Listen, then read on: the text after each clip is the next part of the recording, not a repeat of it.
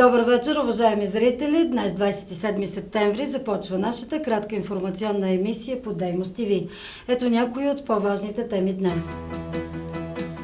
Творческа вечер за Хайтов в Ракитово с дъщеря му Елена Хайтова и нейния съпруг Николай Гигов.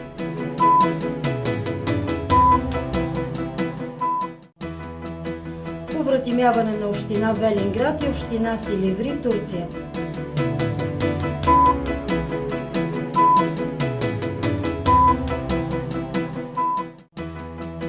Въглищата и брикетите скъпи, но се търсят на пазара.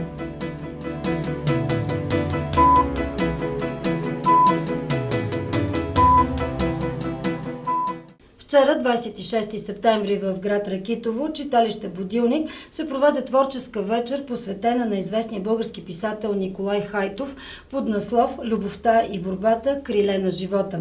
Гости на срещата бяха дъщеря му Елена Хайтова и нейния съпруг Николай Гигов. Те изнесоха беседа и разказаха за неговото творчество и за техните лични произведения. Николай Александров Хайтов е български белетрист, драматург и публицист, роден през 19-та година в родопското село Яврово, област Пловдивска. През 1967 излизат знаменитите му диви разкази, които имат над 10 издания в България, като са преведени на 28 чужди езици, включително и на китайски. Хайтов пише над 10 пиеси, 800 статии и рецензии. Общият тираж на книгите му, издадени и преиздадени в България, е над 4 милиона екземпляра. Цялата беседа ще видите след новинарската ни емисия, а сега вижте кратък репортаж от събитието. Добър вечер, уважаеми гости! Добре дошли на литературната ни среща, организирана за вас от библиотеката при читалище Будилник и с подкрепата на община Ракитово. Творческата вечер е посветена на белетриста, драматурга и публициста Николай Хайтов. Наши гости са дъщерята на Николай Хайтов, писателката Елена Хайтова и нейният съпруг Никола Гигов, поет, писател, публицист и изследовател. Скъпи приятели, нека се пренесем за момент в думите на Николай Хайтов, в святите за него думи и за вас. И все пак, ако ме попитат, коя планина харесвам най-много, ще кажа Родопите.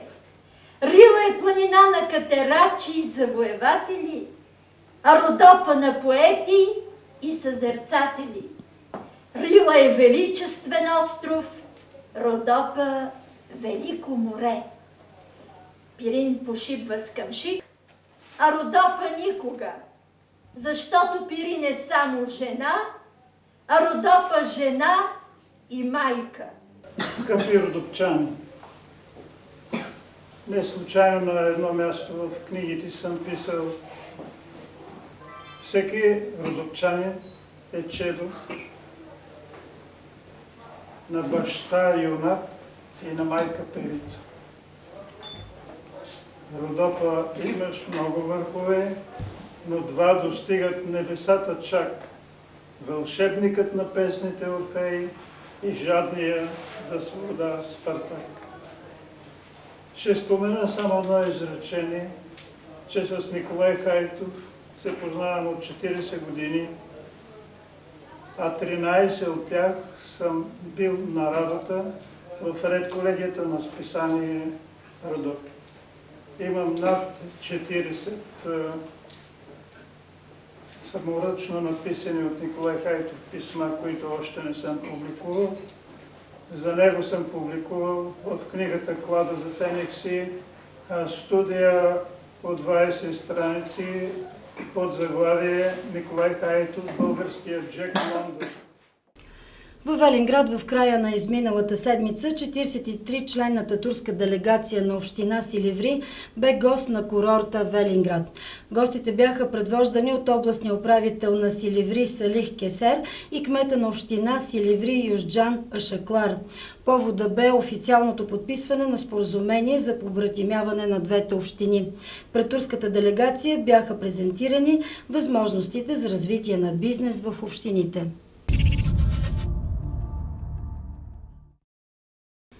Всяка следваща година цените на въглищата и брикетите поскъпват. Така и тази есен, когато хората се запасяват с твърдо гориво за зимния сезон. Фирмите имат определени количества и от двата вида гориво, които се предлагат в насипно състояние или в чували от по 25 кг, от което зависи и крайната цена. Висококалоричните донбаски въглища в насипно състояние могат да се закупят между 360 и 370 лева за тон, а в чували същото количество вече струва между 380 и 400 лева. Един чувал от тези въглища ще струва между 9 лева и 50 стотинки, 10 лева, което е повече от миналата година.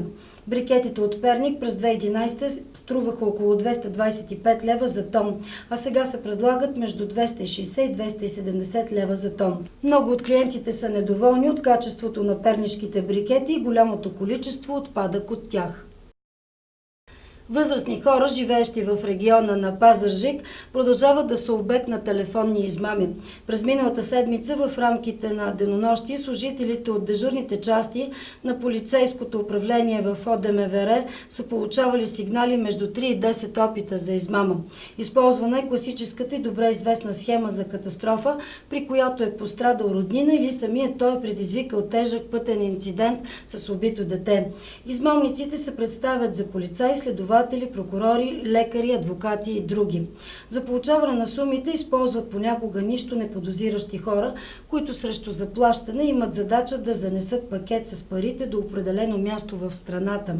В подобна измама миналата седмица с 5000 лева е ощетен възрастен жител на пазарджишкото село Алеко Константиново. Установен е и опит за измама за жена в Мало Конаре, но появата на неин близък е била решаваща, за да не даде 2000 лева. За пореден път от полицията апелират да не се доверявате на непознати. Не давайте пари по никакъв повод. При необходимост потърсете съдействие на близки, роднини или се обадете на телефон 112. Ето някои интересни факти. 11% от хората са левичари. През месец август се раждат най-много деца. Лимоните съдържат повече захар, отколкото ягодите. Хавайската азбука има само 12 букви. Звукът се движи 5 пъти по-бързо под водата, отколкото във въздуха. Най-често използваната буква от азбуката е звука Е. Всяка минута на Земята падат около 6000 светкавици. Когато имате рожден ден, около 9 милиона други хора също имат рожден ден на този ден. Емайла на зъбите е най-здравата субстанция в тялото на човека, а Бразилия е кръстена на дърво. Ето някои събития, които са се случили в миналото на 27 септември. През 1877 година на днешния ден генерал Едуард Тотлебен е определен да ръководи военните действия край Плевен. Граф Тотлебен е руски военен инженер, почетен член на Петербургската академия на науките, един от героите на Севастополската отбрана по време на Кримската война. 1898 година е открита 15-километровата ЖП линия Гебедже Варна. Гебедже днес се нарича Белослав. 1962 година с постановление номер 162 в Велико Търново е основан Висш педагогически институт. През 1971 година прераства в Великотърновски университет Свети Кирил и Методий. През 1990 година Русия на този ден е приета в Интерпол. През 1994 година в Канада на 27 септември е закрита последната американска военна база.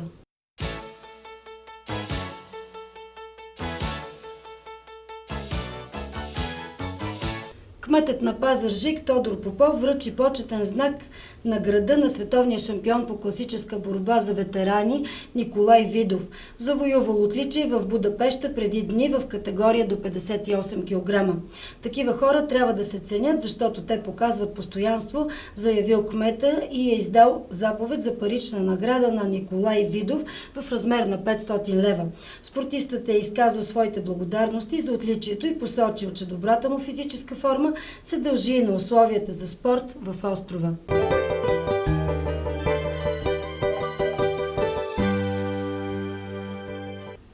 Времето утре в община Ракитово, 28 септември, ще бъде предимно слънчево с 9 градуса минимална и 26 градуса максимална температура, с тих вятър, облачност 6%, влажност на въздуха между 39 и 95%. Атмосферното налягане 1020 хектопаскала. Продължителността на деня ще бъде 10 часа и 10 минути. Изгрева ще бъде в 7 часа и 17 минути, а залеза в 19 часа и 9 минути. Магнитосферата с индекс ниво 2 спокойна. Фазата на Луната утре 28 септември петък е нарастваща полупълна. Осветеност на лунния диск 97%.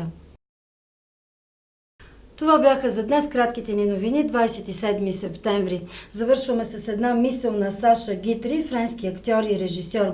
В живота е като в театъра. С най-голями изисквания са тези, които не са си заплатили за местата.